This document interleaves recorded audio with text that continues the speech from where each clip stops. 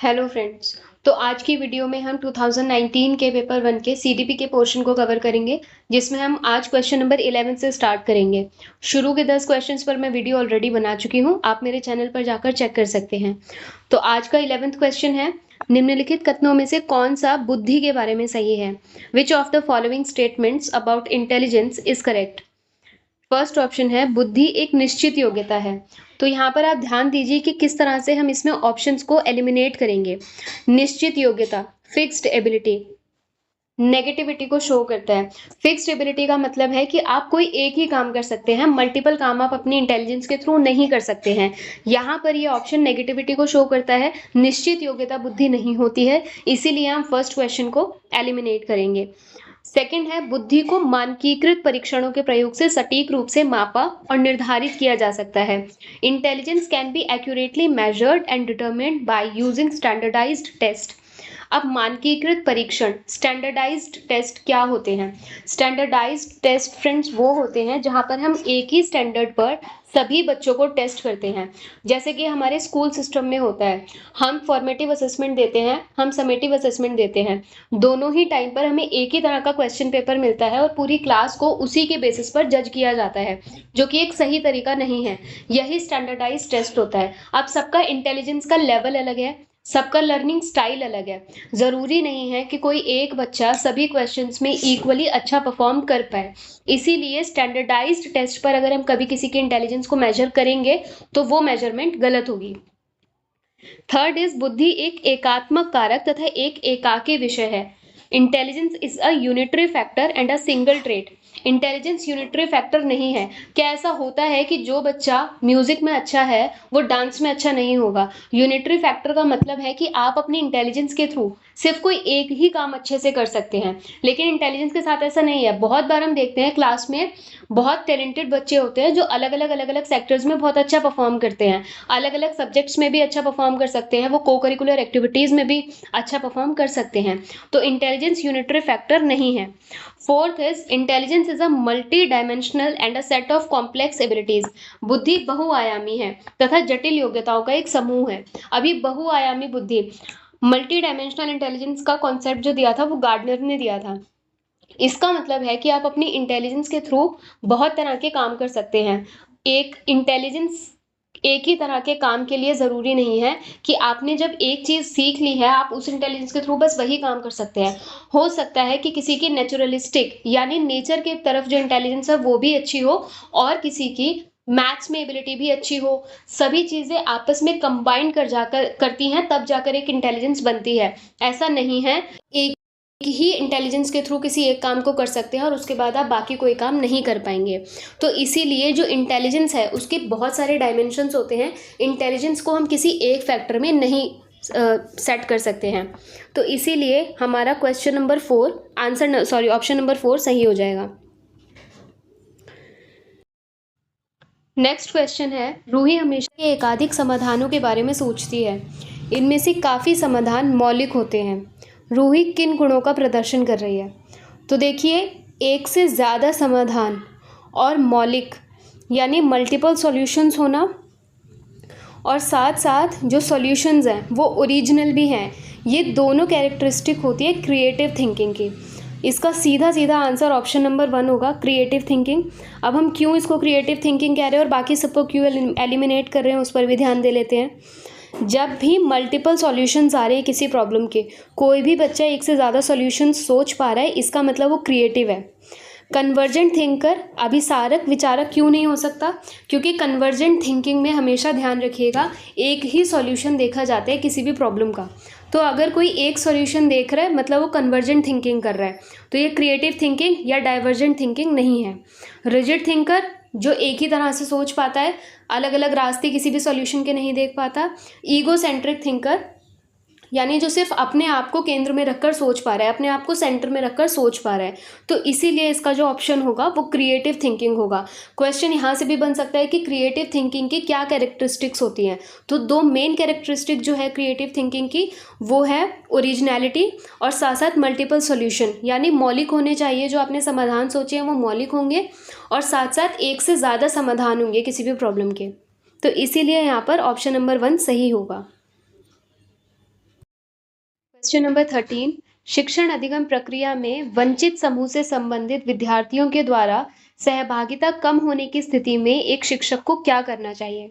In a situation of less participation of students belonging to a deprived group in teaching learning process, a teacher should.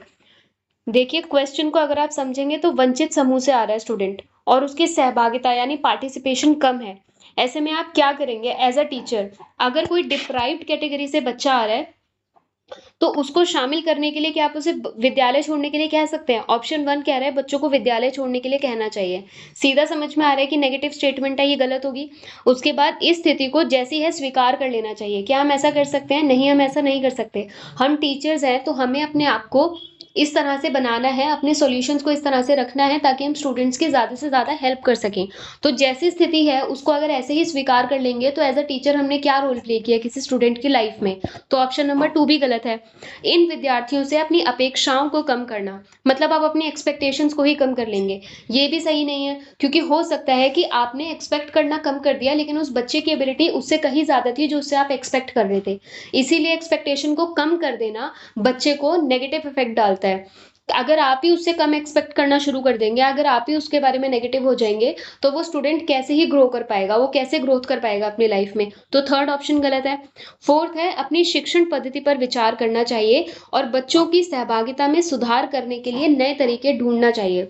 आप इसी option को सही कहेंगे। चीज और आप ध्यान रखिएगा कि जो भी ऑप्शंस आप चेक करेंगे, नॉट ओनली दिस क्वेश्चन, आप अलग अलग क्वेश्चंस में देखेंगे जो सबसे ज़्यादा प्रोग्रेसिव ऑप्शन होगा हमेशा वही सही होगा। अब देखिए यहाँ पर एज अ टीचर आपको एक रोल मॉडल की तरह रखा जा रहा है कि आप अपनी टीचिंग मेथोडोलॉजी को पर विचार करेंगे और आप उसको चेंज करने के बाद कोशिश करेंगे कि बच्चे जो हैं वो पार्टिसिपेशन शो करें।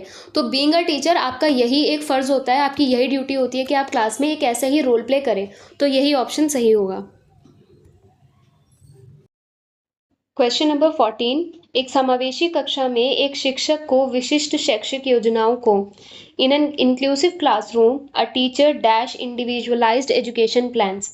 इंडिविजुअलाइज्ड एजुकेशन प्लान्स यानी विशिष्ट शैक्षिक योजनाएं क्या होती हैं? विशिष्ट शैक्षिक योजनाएं वो होती हैं जहां पर आप इंडिविजुअल नीड्स को ध्यान में रखकर प्लानिंग करते हैं अपने लेसन की, कि आपके क्लास में किस तरह के लर्निंग नीड वाले बच्चे हैं, वो किस तरह से ज़्यादा अच्छे से सीखते हैं, और उस चीज़ को ध्यान में रखते हुए आप अपना लेसन प्लान कर रहे हैं। तो आपको पढ़ाना तो रोज़ है, तो क्या आप ये कभी भी तैयार नहीं करेंगे? ये ऑप्शन गलत होता है। Option number 1 should not prepare, prepare तो आपको करना ही है। तो ऑप्शन नंबर 1 ऐसे ही समझ में आ रहा है कि वो गलत है। कभी कभी तैयार करना चाहिए। पढ़ा आप रोज रहे हैं पर आप तैयार कभी कभी करेंगे, ये भी गलत होगा। क्योंकि आपकी इंडिविजुअलाइज्ड एजुकेशन डेली होनी चाहिए। आप क्लासरूम में डेली जा रहे हैं, आपके पास इनोवेटिव प्लान्स डेली होने चाहिए, गलत है। थर्ड इज सक्रिय रूप से तैयार करना चाहिए। Should actively prepare, actively prepare करना बहुत ज़्यादा ज़रूरी है, तभी आप जो कनेक्टिविटी है और जो कॉन्टिन्यूटी है उसको मेंटेन कर सकते हैं लेसन में।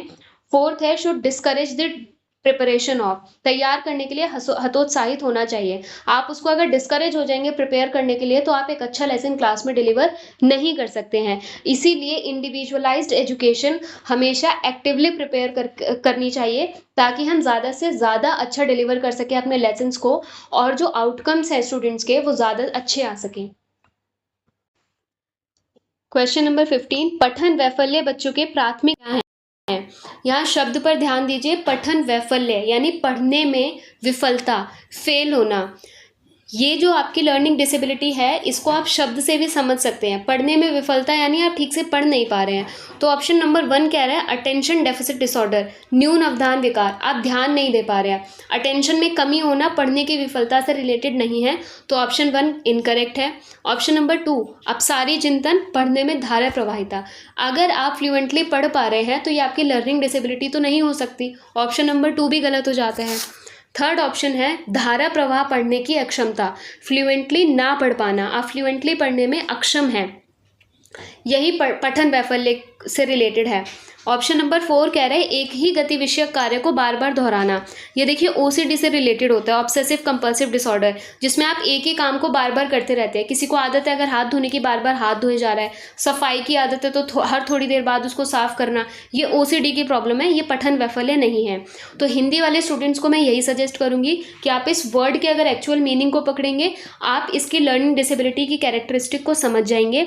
और इंग्लिश वाले स्टूडेंट्स डिसलेक्सिया, लेक्सिया और लैंग्वेज को कनेक्ट करेंगे तो आप समझ जाएंगे कि ये इनएबिलिटी टू रीड फ्लुएंटली है, आप पढ़ नहीं पा रहे हैं किसी भी लैंग्वेज को फ्लुएंटली, तो वो डिसलेक्सिया है। जैसे डिसकैलकुलिया में, कैलकुलिया से अगर आप कैलकुलेशन को रिलेट करेंगे तो वो मैथ्स की लर्निंग डिसेबिलिटी हो जाती है। तो अगर किसी बच्चे को डिसकैलकुलिया है मतलब उसको मैथ्स की लर्निंग डिसेबिलिटी है।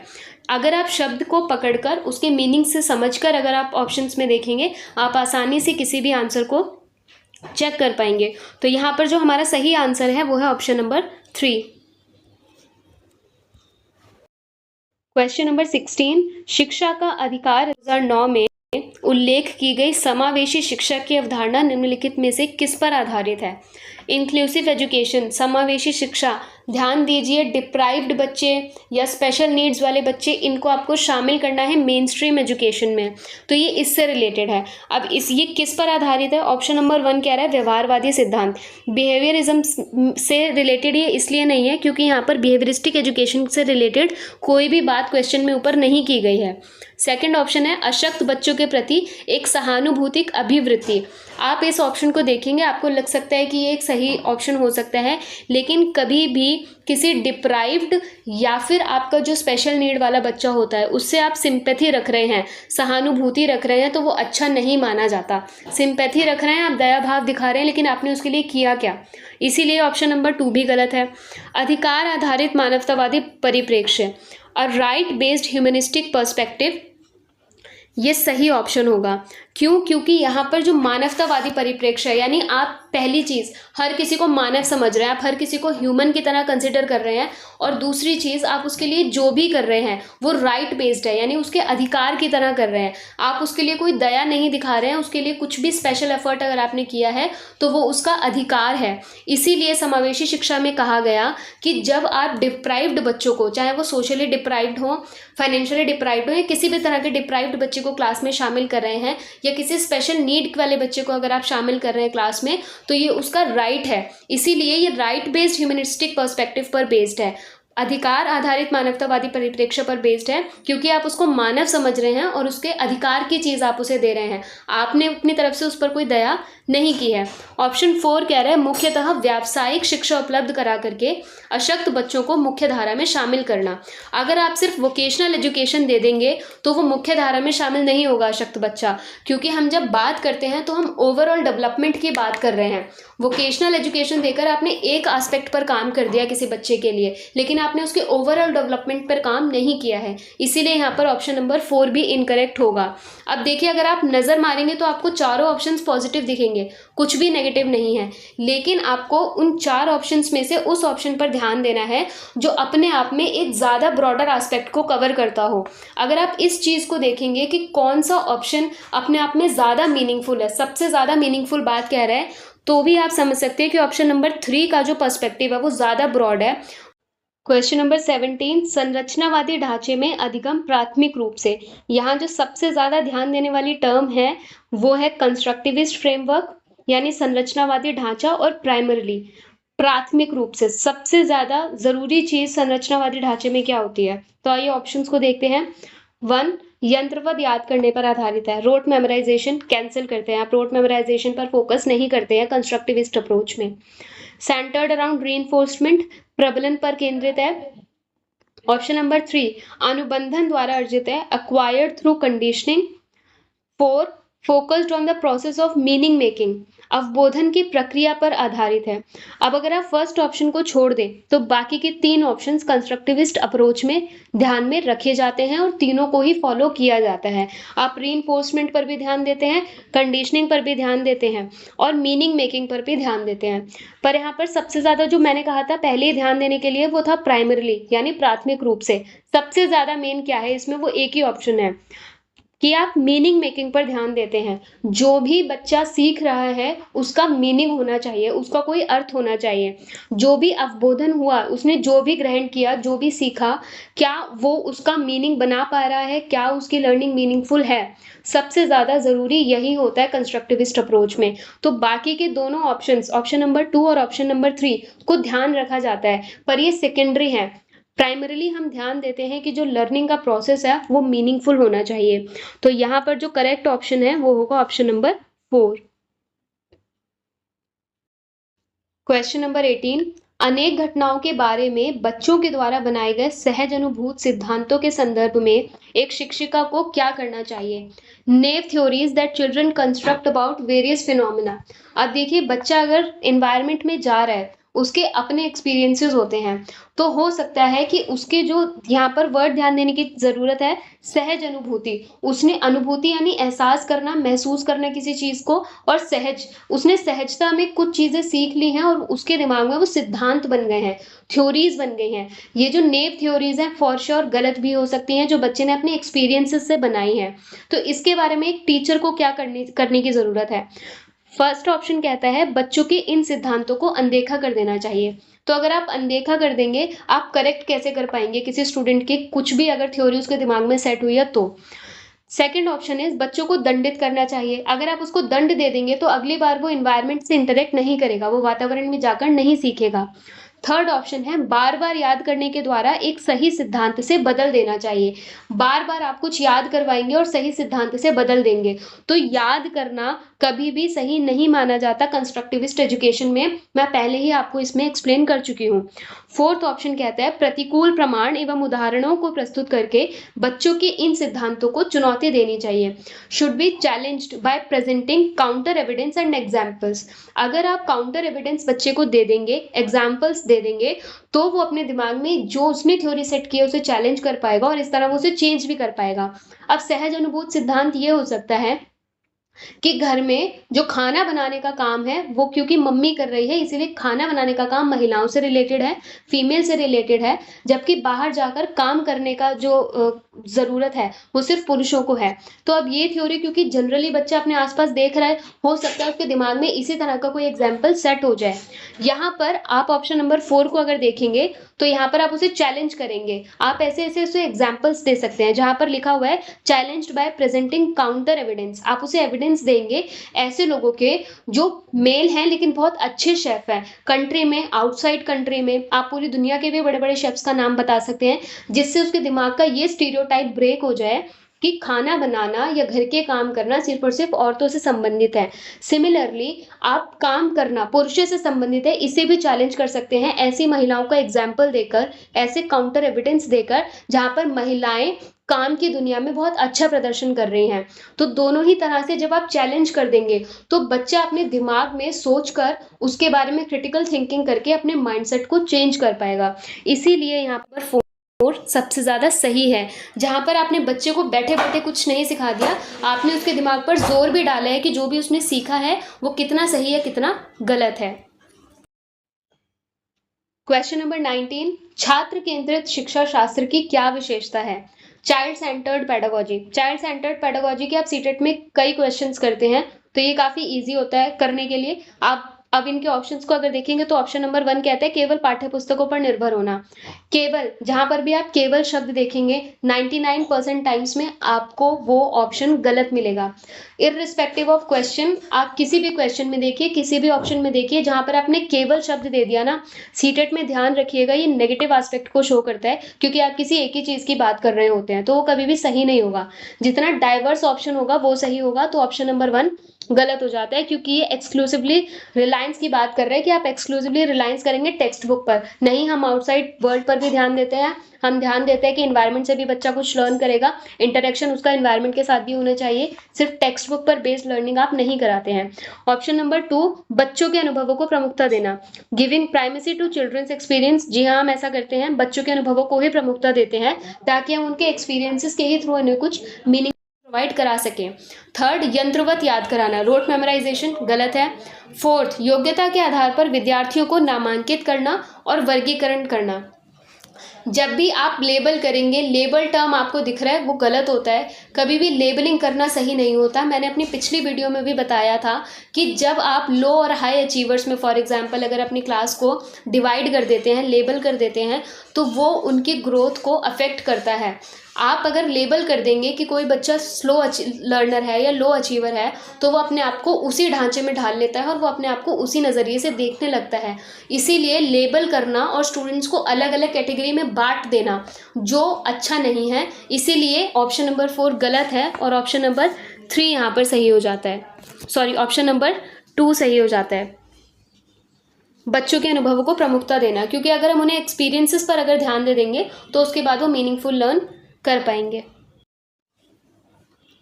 संवेग एवं संज्ञान एक दूसरे से डैश हैं। Question number 20, emotions and cognition are dash each other. पूर्णतया अलग हैं, स्वतंत्र हैं, सन्निहित हैं या संबंधित नहीं हैं। तो पूरी तरह अलग होना और संबंधित नहीं होना, ऑप्शन नंबर 1 और 4 एक ही जैसी बात कर रहे हैं और दोनों ही ऑप्शंस गलत हैं। क्यों? क्योंकि इमोशनल एस्पेक्ट और कॉग्निटिव एस्पेक्ट साथ साथ चलता है। आप इस तरह समझिए कि किसी टाइम पर अगर आप इमोशनली बैलेंस्ड नहीं हैं, या तो आप बहुत ज़्यादा खुश हैं या बहुत ज़्यादा दुखी हैं, दोनों ही कंडीशन में आपका दिमाग सही काम नहीं करता है, आपका कॉग्निटिव एस्पेक्ट उतनी अच्छी तरह काम नहीं कर पाता है। इसीलिए इमोशनल एस्पेक्ट और कॉग्निटिव एस्पेक्ट को आप सेपरेट नहीं कर सकते। ये दोनों ही एस्पेक्ट सन्निहित हैं, इंटरवुवन हैं, आपस में कनेक्टेड हैं। एक ठीक है, अगर आप इमोशनली ठीक हैं तो आपका कॉग्निटिव एस्पेक्ट अपने आप ठीक हो जाता है, आपका दिमाग भी सही तरह से काम करने लग जाता है। इंडिपेंडेंट होना भी अलग अलग होने को ही कनेक्ट कर रहा है। इसीलिए ऑप्शन नंबर 1, 2 और 4 गलत है। तो आज हम इस वीडियो को यहीं पर ख़त्म करते हैं। ये आज का आखिरी क्वेश्चन था। उम्मीद करती हूँ ये वीडियो आप लोगों के लिए बहुत हेल्पफुल रही होगी। इसके रिगार्डिंग कोई भी कन्फ्यूजन है आप कमेंट सेक्शन में बता सकते हैं। अगले 10 क्वेश्चंस की वीडियो मैं बहुत जल्दी लेकर आऊँगी। इसके अलावा अगर आप किसी टॉपिक को कवर करवाना चाहते हैं आप मुझे कमेंट सेक्शन में बता सकते हैं। प्लीज़ मेरी वीडियो को लाइक कीजिए, चैनल को सब्सक्राइब कीजिए और इस वीडियो को उन लोगों तक पहुँचाइए जिन्हें इस वक्त इसकी सबसे ज़्यादा ज़रूरत है, यानी सीटेट के स्टूडेंट्स के पास। Thank you so much.